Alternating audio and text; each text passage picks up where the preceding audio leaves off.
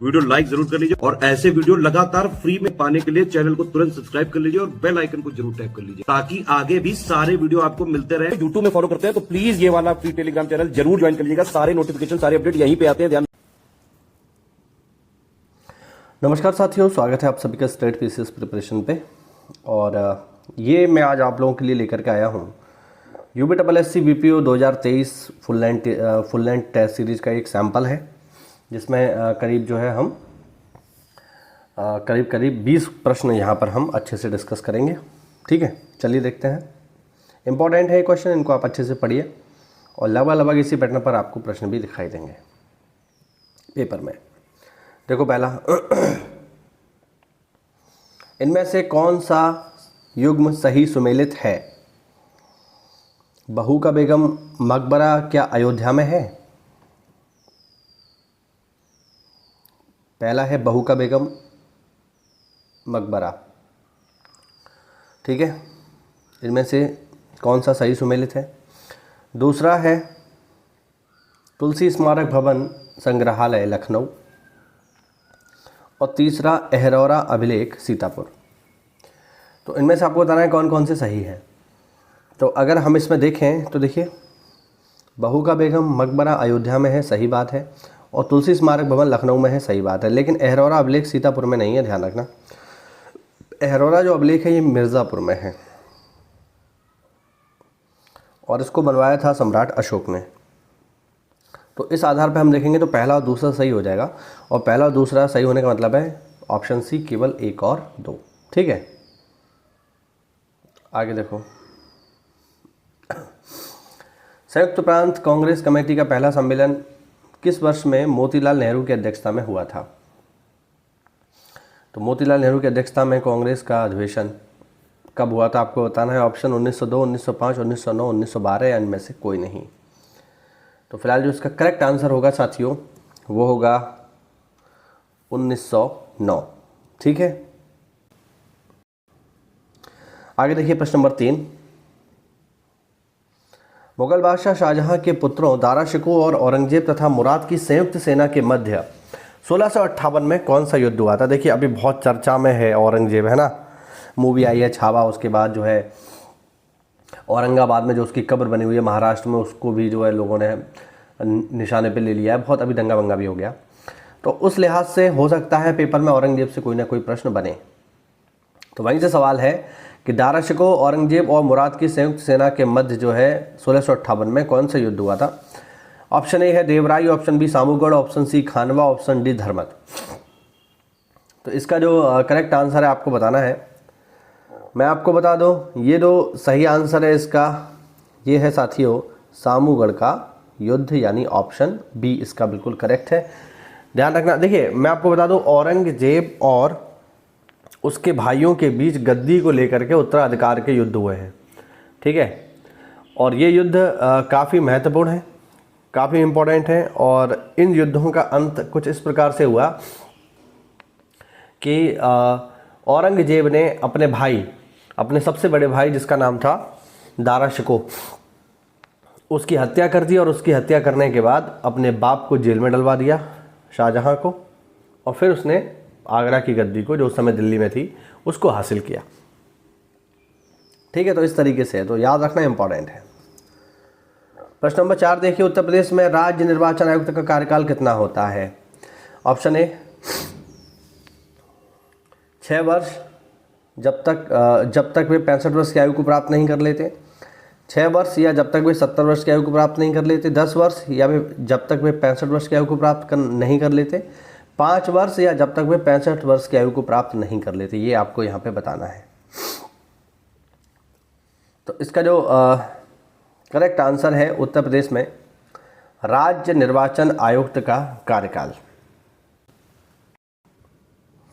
इसका जो correct answer है साथियों वो है ऑप्शन बी। ठीक है, 6 वर्ष या जब तक वे 70 वर्ष की आयु को प्राप्त नहीं कर लेते। इंपॉर्टेंट क्वेश्चन है, मैं आपको बता दूं ये चेंज अभी कुछ साल पहले ही हुआ है। मुझे याद आ रहा है कि 2021 में ये चेंज हुआ था। पहले जो नियम था वो ये था कि 6 वर्ष या 68 वर्ष, लेकिन उत्तर प्रदेश सरकार ने जो उसकी नियमावली है उसमें चेंज कर दिया, और अब जो वर्तमान नियमावली है उसके अनुसार 6 वर्ष या 70 वर्ष की आयु तक ये लोग काम कर सकते हैं। तो इम्पॉर्टेंट है ये। और मैं आपको यहाँ ये भी बता देता हूँ कि वर्तमान में अभी जो है नए 7 मार्च को जो है एक नए राज्य निर्वाचन आयुक्त बनाए गए हैं। ठीक है, चलिए ये लोग आप मुझे कमेंट में जवाब दो, क्योंकि अभी बिल्कुल लेटेस्ट का सवाल है।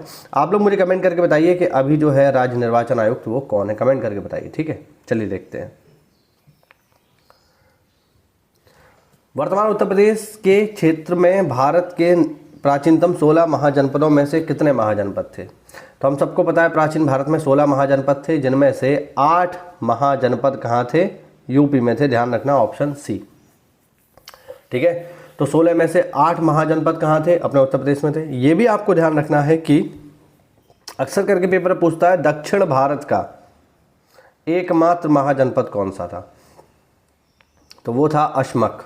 ध्यान रखना, अशमक, जिसकी राजधानी मैं याद कर पा रहा हूँ प्रतिष्ठान थी।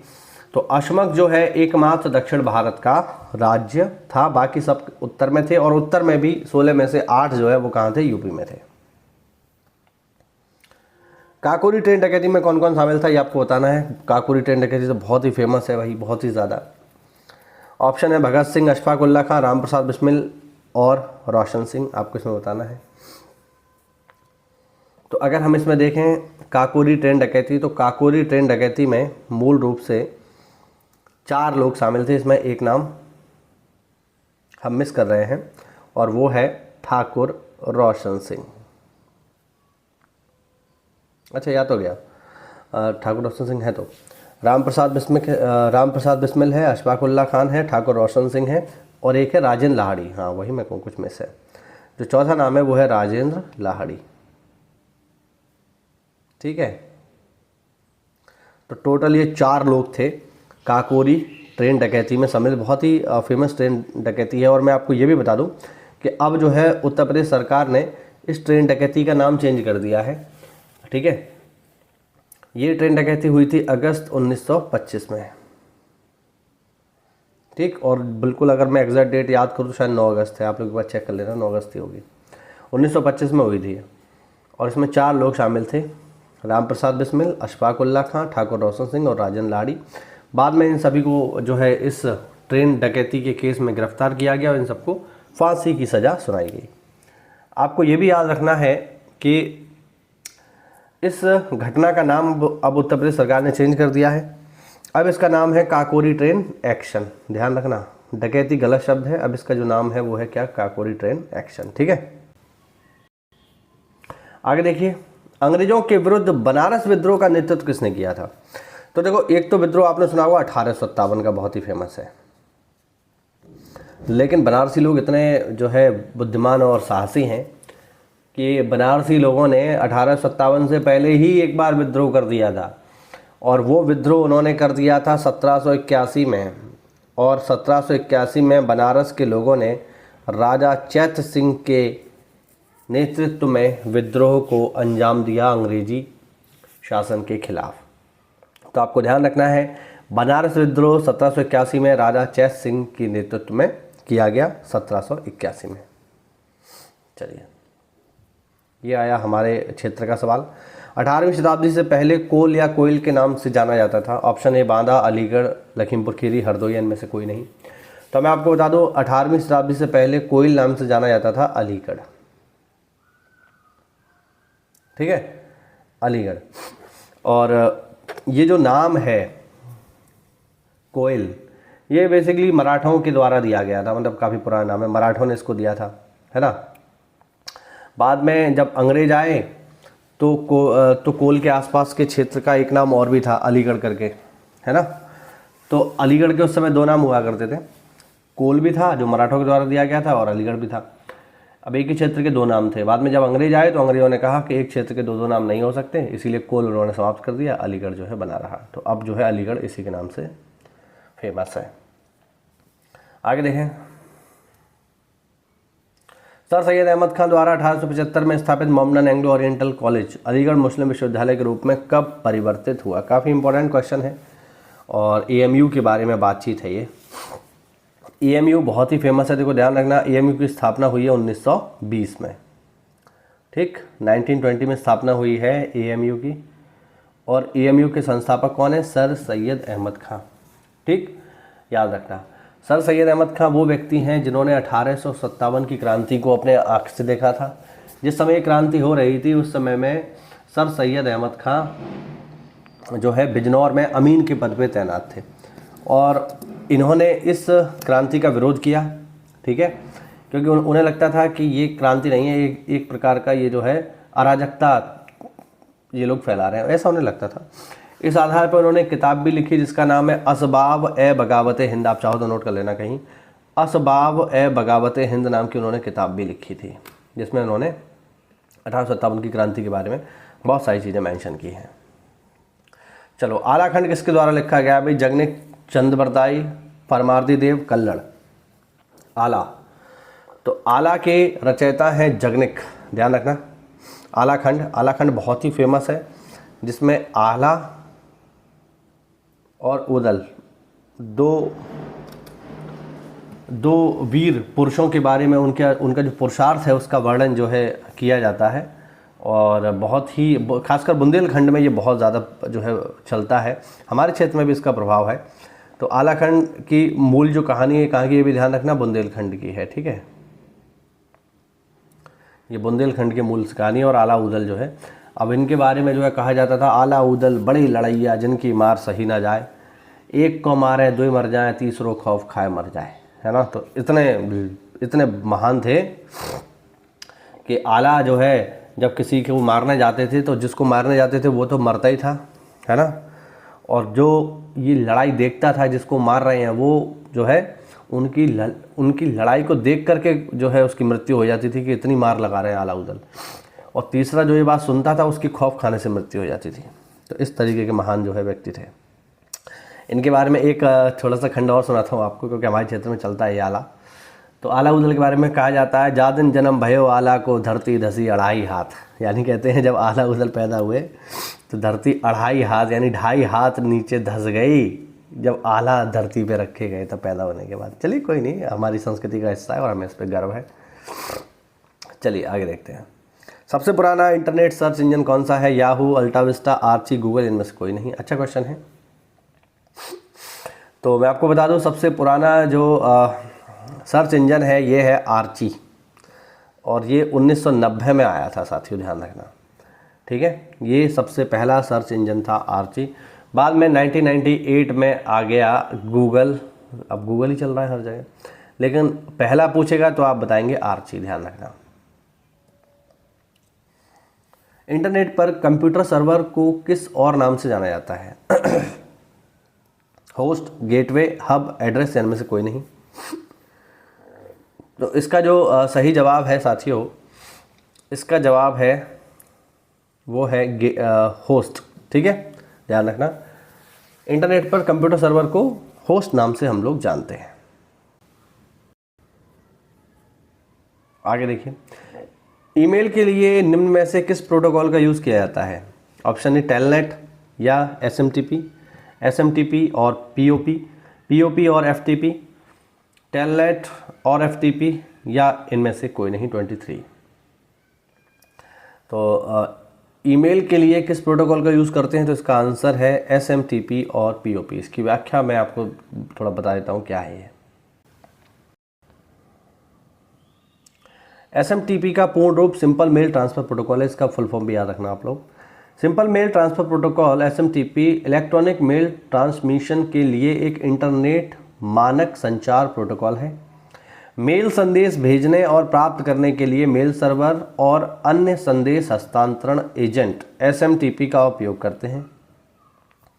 इंटरनेट मैसेज एक्सेस प्रोटोकॉल एक मेल प्रोटोकॉल है जिसका उपयोग किसी स्थानीय क्लाइंट से दूरस्थ वेब सर्वर पर ईमेल तक पहुंचने के लिए किया जाता है। ईमेल पुनर्प्राप्त के लिए IMAP और POP3 दो सबसे अधिक उपयोग किए जाने वाले मेल प्रोटोकॉल है, ठीक है। तो इनका फुल फॉर्म आप याद रखना, SMTP का और IMAP का, ये आप इससे पेपर में पूछे जा सकते हैं। इनमें से कौन सा कंप्यूटर उपकरण को टेलीफोन लाइन पर डेटा संचारित करने में सक्षम बनाता है? CPU, हब, स्विच और मॉडेम। तो आपको इनमें से बताना है 24। तो इसका जो करेक्ट आंसर है वो है मॉडेम। अब मॉडेम तो खैर इतना नहीं चलता है, लेकिन मुझे याद है जब मैं हाई स्कूल में था, हाई स्कूल फर्स्ट ईयर में 2008 में, ठीक है, 2008 में मैं हाई स्कूल में था, तो एक नई चीज़ आई थी इंटरनेट। उस समय पे इंटरनेट इतना सुलभ नहीं था जैसे आज है, और बहुत महंगा था। और मुझे याद है उसके कुछ साल बाद ही जो है अखिलेश यादव जी ने लैपटॉप बांटे थे, ठीक है, 11 के आसपास बांटे थे, 11-12 में। तो जब अखिलेश यादव जी ने लैपटॉप बांटे तो इंटरनेट चलाने की होड़ लग गई लोगों में। तब लोग क्या लेके आए? मॉडेम लेके आए। मॉडेम क्या होता था? एक इस तरीके का डिवाइस होता था, और ये जो है लग जाता था किसमें? कंप्यूटर में, और इसमें पड़ती थी चिप। उस समय एक मॉडेम आया था, टाटा फोटोन प्लस। हाँ जी, तो कॉल आ गया था इस वजह से। तो मैं आपको बता रहा था टाटा फोटोन प्लस करके एक मॉडेम आया था, और उसमें जो है चिप पड़ती थी, और मतलब सिम पड़ती थी, और बहुत महंगा इंटरनेट था। 300 यानी 350 रुपये में जो है 1 GB डेटा मिलता था, 3G वाला। और वो ऐसा होता था कि इधर आपने उसको जो है कंप्यूटर से जोड़ा, उधर वो ख़त्म होगा। मुश्किल से 10 से 15 मिनट भी वो नहीं चलता था, सारा डेटा जो है ख़त्म हो जाता था। तो कुल मिला के वो भी एक दौर था, लेकिन अब तो इंटरनेट बहुत ही सस्ता है और हर व्यक्ति तक सुलभ रूप से पहुंच गया है। अगला देखिए, कौन सी तकनीक नेटवर्किंग में उपयोग की जाती है? Packet switching, circuit switching, message switching. 25। तो इसमें अगर हम देखें तो ये सारी की सारी तकनीक जो है, सारी की सारी नेटवर्किंग में उपयोग की जाती हैं, याद रखिएगा। आगे देखो, निम्नलिखित स्टोरेज डिवाइसों पर विचार करिए। हार्ड डिस्क, CD-ROM, DVD-ROM, और इनकी स्टोरेज क्षमता के आरोही क्रम को असेंडिंग ऑर्डर में इन्हें लगाना है। आरोही मतलब आगे बढ़ते हुए, ठीक है। तो अगर हम इसको लगाएं तो सबसे कम जो क्षमता है इन तीनों में वो है CD-ROM की। CD-ROM पहले नंबर पे आएगा।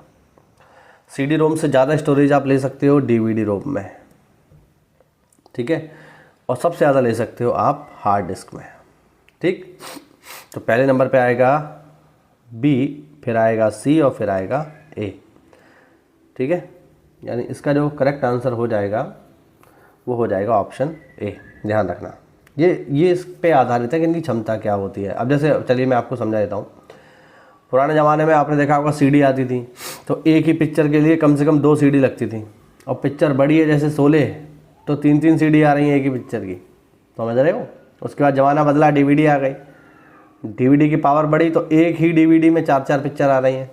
आप लोगों ने अगर यूज़ किया हो तो 5-5 पिक्चर तक आती थी एक ही DVD में। और फिर ज़माना और आगे बढ़ गया तो हार्ड डिस्क आ गई, ये तो 1 TB पे चलती है। 1 TB मतलब 1 टेराबाइट, 2-2 टेराबाइट तक आती हैं, काफ़ी बड़ी बड़ी आती हैं। तो ये उसके आधार पर है, ठीक है, याद रखना। कमांड इंटरप्रेटर को किस नाम से जाना जाता है? Command, shell, prompt, DOS prompt, या इनमें से कोई नहीं, 32। और इसका जो करेक्ट आंसर है साथियों 32 का, वो है ऑप्शन B, शेल, याद रखिएगा। कौन सा सॉफ्टवेयर किसी सिस्टम में बाहरी पहुंच को रोकता है? बहुत ही कॉमन सवाल है, और आप लोगों ने अगर कंप्यूटर थोड़ा बहुत भी यूज़ किया है तो आपको पता होगा। Firewall, gateway, router, virus checker. तो मैं आपको बता दूं, वैसे तो आप लोग कंप्यूटर में एंटीवायरस जो है पढ़वाते ही हो, हम लोग भी सभी पढ़वाते हैं, है ना। लेकिन विंडोज़ में ऑटोमेटिक एक जो है एप्लीकेशन इंस्टॉल होकर आता है, एक सॉफ्टवेयर इंस्टॉल होकर आता है जिसे कहते हैं फायरवॉल। आपका भी देखना मिल जाएगा आपको, ठीक है। उसका काम ही यही है कि जो बाहरी ऐसी चीज़ें हैं जो नुकसान पहुंचा सकती हैं कंप्यूटर को, उन्हें रोकना। चलो ये देखो, इनमें से कौन सा एड्रेस क्लास A एड्रेस है? तो बहुत ही मतलब कॉम्प्लिकेटेड सवाल है, इसकी व्याख्या चलिए मैं आपको बताता हूँ। चलिए, एक इंटरनेट प्रोटोकॉल पता IP एड्रेस एक संख्यात्मक लेबल है जिसमें 5 वर्ग होते हैं ABCD। क्लास A का जो पता होता है उसमें 1.0.0.0.0 से 126.30 तक होते हैं। क्लास A के पते बहुत बड़ी संख्या में होस्ट वाले नेटवर्क के लिए उपयोग किए जाते हैं, ठीक है। तो आपको बस ये ध्यान रखना है कि कौन सा क्लास में कौन से पते होंगे, ठीक है। हाँ, तो ये आपको ध्यान रखना है, क्लास ए के पते में होंगे 1/000 से 126/000 तक, ठीक है, याद रखना। सही है ना। चलो, इनमें से कौन सा ऑपरेटिंग सिस्टम एक समय में एक से अधिक प्रोग्राम का समर्थन नहीं करता? लाइनक्स, विंडोज़, मैक या डॉस? तो अब आजकल जो विंडोज़ आ रहे हैं वो तो मल्टीपल प्रोग्राम रन करते हैं एक ही बार में, है ना। नीचे टैब खुल के आ जाती है ना, वो एक साथ कई प्रोग्राम चला रहे हैं। बट पुराने ज़माने में जो सिस्टम होते थे, जैसे डॉस में जो सिस्टम चलते थे, वो एक बार में एक ही प्रोग्राम चलाएगा बस, डॉस, ठीक है। आप लोगों ने शायद कभी इस्तेमाल भी किया हो डॉस, मैंने बहुत छोटे पे किया था, है ना। तो ये आप लोग ध्यान रखना, तो ये एक बार में एक ही प्रोग्राम का समर्थन करता है। तो ये हुआ छोटा सा हमारा एक सैम्पल टेस्ट सीरीज। अगर साथियों आप इसे बाई करना चाहते हैं, ठीक है, तो आप इसको 400 रुपये में बाई कर सकते हैं, और पेड क्विज लेना चाहते हैं तो मात्र 500 रुपये में आप SCS की पेड क्विज ले सकते हैं। पेड क्विज लेने के लिए नीचे दिए गए नंबर्स पे आप कॉल कर लो, क्योंकि अब पेड क्विज ही लगाने का समय है। तैयारी तो लगभग आपकी जो है हो ही गई होगी, और नहीं हुई है तो 2-4 दिन में हो ही जाएगी, क्योंकि बहुत ज़्यादा समय नहीं बचा है, पहले से तैयारी करें आप लोग। तो ये है बस, अब अच्छे से आप जो भी समय बचा है उसकी पढ़ाई करिए, टेस्ट सीरीज लगाइए, जिससे आप ग्राम पंचायत अधिकारी आसानी से बन सकें। कोई भी डाउट हो कमेंट के माध्यम से पूछिए, मिलता है अगली क्लास में। तब तक के लिए जय हिंद, जय भारत, वंदे मातरम। साथियों, UPSSC की VPO परीक्षा का एग्ज़ाम 27 अप्रैल को होने वाला है, तो इसके लिए स्पेशल बैच लॉन्च कर दिया है स्टडी फॉर सिविल सर्विसेज में। इसमें आपको बहुत ही कम समय में और बहुत ही कम पैसे में आपको कंप्लीट तैयारी करवा दी जाएगी, पूरी की पूरी। यहाँ पर आप देख सकते हो मेंस का कंप्लीट स्टडी मटेरियल बैच आपको मिल जाएगा केवल 800 रुपये में, जिसमें आपको VPO के लेटेस्ट ट्रेंड और पैटर्न के अकॉर्डिंग और ऑफिशियल सिलेबस के अकॉर्डिंग सारे के सारी चीज़ें दे दी जाएंगी। बेसिकली 3 चीज़ें आती हैं इसमें, पंचायती राज आएगा, कंप्यूटर आएगा और उत्तर प्रदेश स्पेशल आएगा। तो ये तीनों की तीनों चीज़ें जो है आपको 30 दिनों के भीतर दे दी जाएंगी और फिर जो है आपको बाकी का पूरा जो समय है वो केवल रिवीजन के लिए आपको मिलेगा। तो बहुत आसानी से आप इसमें तैयारी कर सकते हैं। आपने पहले से तैयारी कर रखी है तो आप चाहें तो केवल टेस्ट सीरीज भी ले सकते हैं मात्र 400 रुपये में। इसमें 20 फुल लेंथ टेस्ट सीरीज आपको दे दी जाएंगी, जिसमें सिलेबस के अकॉर्डिंग मोस्ट एक्सपेक्टेड क्वेश्चंस आपको लगवा दिए जाएंगे। आप चाहें तो इसके पेड क्विज भी ले सकते हैं मात्र 500 रुपये में, जिसमें आपको टेलीग्राम पर लेटेस्ट ट्रेंड और पैटर्न के अकॉर्डिंग पेड क्विज लगवा दिए जाएंगे, ठीक है। और आप पूरा का पूरा बैच लेना चाहे तो इसमें अभी आपको 200 रुपये की छूट भी मिल रही है, मात्र 1500 रुपये में आप पूरा का पूरा बैच ले सकते हैं। बैच लेने के लिए साथियों नीचे दिए गए नंबर्स पे आप कॉल कर लीजिए। धन्यवाद।